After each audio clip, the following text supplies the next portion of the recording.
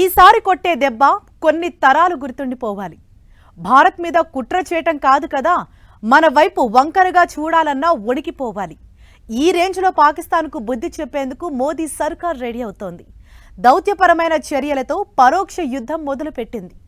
రెండు దేశాల మధ్య యుద్ధ మేఘాలు అలుముకోవటంతో పాక్ను అన్ని వైపుల నుంచి చుట్టుముడుతోంది. అరేబియా సముద్రంలోకి ఐఎన్ఎస్ విక్రాంత్ను దింపింది. పాక్ వెన్నులో ఒడుకు పుట్టిస్తోంది. అసలేంటి ఐఎన్ఎస్ విక్రాంత్? ఇప్పుడెందుకు మోహరించారు? దాని ప్రత్యేకతలేంటి?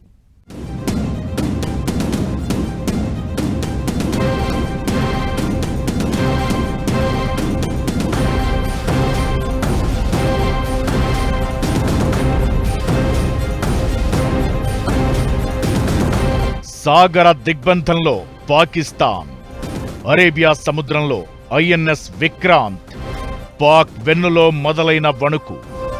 ఐఎన్ఎస్ విక్రాంత్ ఇప్పుడెందుకు మోహరించారు? ఐఎన్ఎస్ విక్రాంత్ ప్రత్యేకతలేంటి? పహల్గాం ఉగ్రదాడి ఘటన తరువాత భారత్ పాక్ మధ్య ఉద్రిక్తతలు పెరిగాయి. యుద్ధం ఎప్పుడైనా రావచ్చు అన్నట్లు కనిపిస్తోంది. ఉగ్రవాదులను ఎగదోసి దగుల్బాజీ పనిచేయడమే కాదు, కశ్మీర్ తమ జీవనాడి అంటూ భారత్ను పాక్ మరింత రెచ్చగొడుతోంది.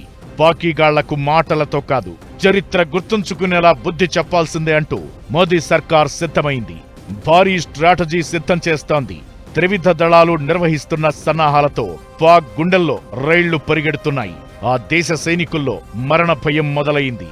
ఉద్యోగాలకు రాజీనామా చేసి జంప్ అవుతున్నారంటే అర్థం చేసుకోవచ్చు మోదీ సర్కార్ ఎంత భయపెడుతుందో అని. ఇలాంటి టైంలో అరేబియా సముద్రంలో the Baahubali INS Vikrant enter అయింది. ఇప్పటికే వణికిపోతున్న పాక్కు విక్రాంత్ రాకతో మరణ భయం పరిచయమైంది. ఒకవైపు పాక్ ఆర్థిక వ్యవస్థ వెన్నువిరిచేలా కార్యకలాపాలు చేపట్టడంతో పాటు ఆ దేశంలో యుద్ధ భయాన్ని రేకెత్తిస్తోంది భారత్. సాగర తీరంలోనూ నౌకలను మోహరిస్తోంది. పహల్గాం ఘటన తరువాత ఇండియన్ నేవీ కార్యకలాపాలు స్పీడప్ అయ్యాయి. ఈ నెల 24న ఐఎన్ఎస్ సూరత్ యుద్ధ నౌక నుంచి క్షిపణి పరీక్ష జరిగింది.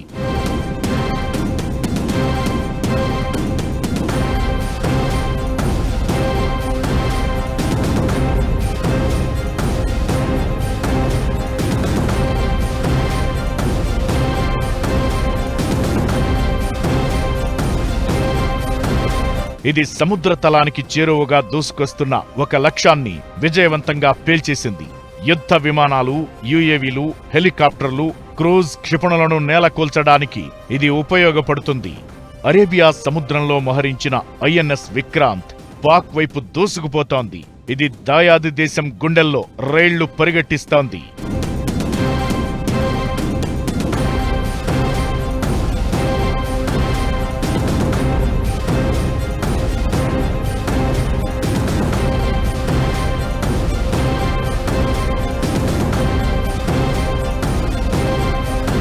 యుద్ధవాహక నౌక ఐఎన్ఎస్ విక్రాంత్ దూసుకొస్తున్న తీరు పాక్కు నిద్ర లేకుండా చేస్తోంది. విమాన వాహక నౌకలు ఒంటరిగా రంగంలోకి దిగవు. జలాంతర్గాములు, డెస్ట్రాయర్లు, ఫ్రిగేట్ల లాంటి యుద్ధ నౌకలతో కూడిన ఒక సమూహం దాని వెంట వెళుతుంది. వీటన్నింటినీ కలిపి క్యారియర్ బ్యాటిల్ గ్రూప్ అంటారు. ఇది చాలా శక్తివంతమైన దాడి బృందం. సముద్రంలో సువిశాల ప్రాంతంపై పూర్తి ఆధిపత్యం సాధించడానికి ఇది ఉపయోగపడుతుంది. ఇప్పుడు విక్రాంత్ కదలికలను బట్టి పాక్ వ్యూహాత్మక రేవులైన కరాచీ, గ్వాదర్ దిగ్బంధానికి భారత్ రెడీ అయ్యే ఛాన్స్ ఉందనే వాదన వినిపిస్తోంది. పాక్ వాణిజ్యంలో 60% పైగా ఈ పోర్ట్ల నుంచే జరుగుతోంది. తీరం నుంచి 700 కిలోమీటర్ల దూరంలో ఉన్న పాకిస్తాన్ పంజాబ్ ప్రావిన్స్ పై విక్రాంత్ దృష్టి పెట్టినట్టు తెలుస్తోంది. పాక్ సైనిక మౌలిక వసతుల్లో ఎక్కువ భాగం ఇక్కడే ఉన్నాయి.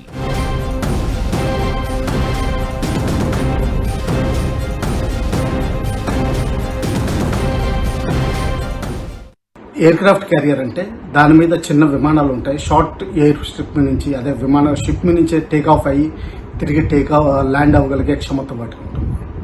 ఇది ఒక పెద్ద షిప్ అంటే చిన్న ఎయిర్ ఫీల్డ్, పెద్ద షిప్ అనుకునే ప్రసక్తిలో మనం ఉండాలి. అయితే ఇది ఒంటరిగా కదలదు. దీనితో పాటుగా డిస్ట్రాయర్స్ ఉంటాయి. డిస్ట్రాయర్స్ అంటే దాని మీద మిసైల్స్, రెడార్స్ అన్నీ ఉంటాయి.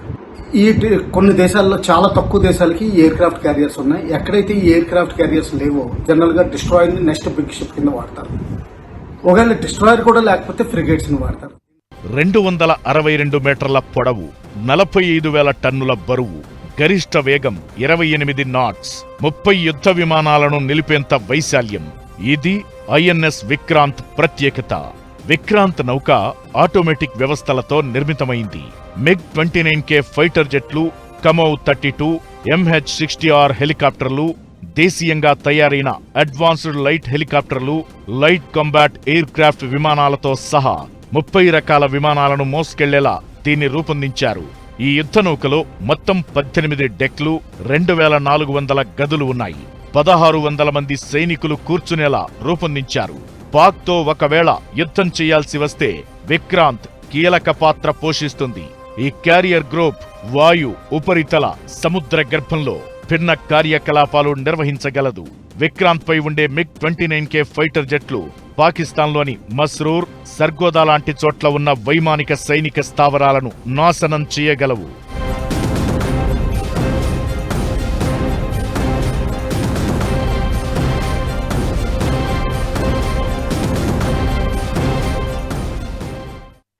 ఐఎన్ఎస్ విక్రాంత్ ఈ పేరును పాక్ కలలో కూడా మర్చిపోదు.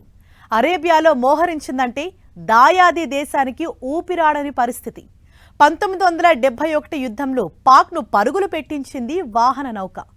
అసలు ఆ యుద్ధంలో ఏం జరిగింది? పాకిస్తాన్ ఇంతలా ఎందుకు భయపడుతోంది? ఐఎన్ఎస్ విక్రాంత్ యుద్ధం అంటూ మొదలు పెడితే ఎలా ఉండబోతోంది? పాకిస్తాన్ నేవీ పరిస్థితి ఏంటి?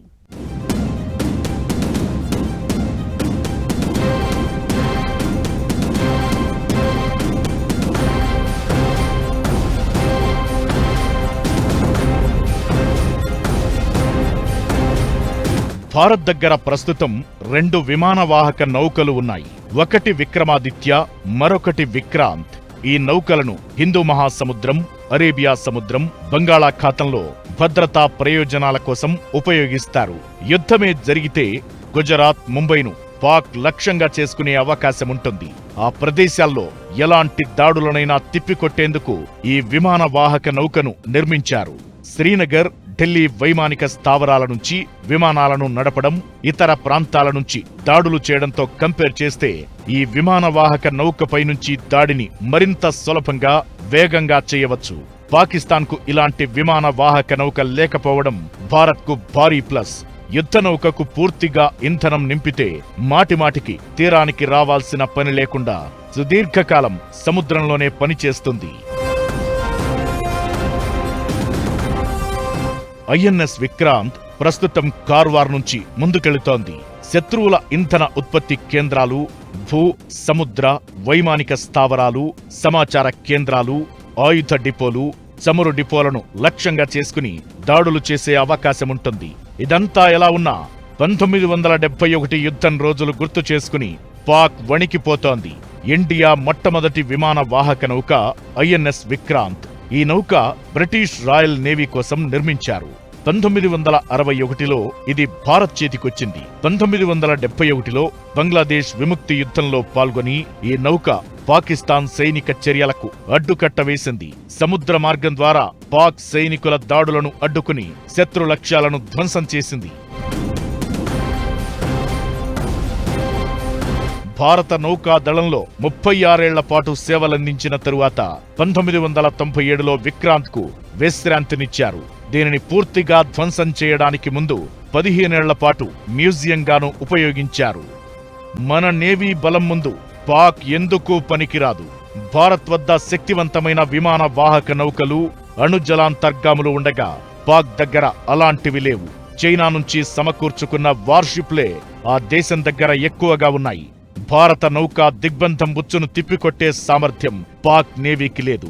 ఐఎన్ఎస్ విక్రాంత్ కర్ణాటకలోని కార్వార్ నౌకా స్థావరం నుంచి పశ్చిమ నౌకాదళ కమాండ్లో చేరింది.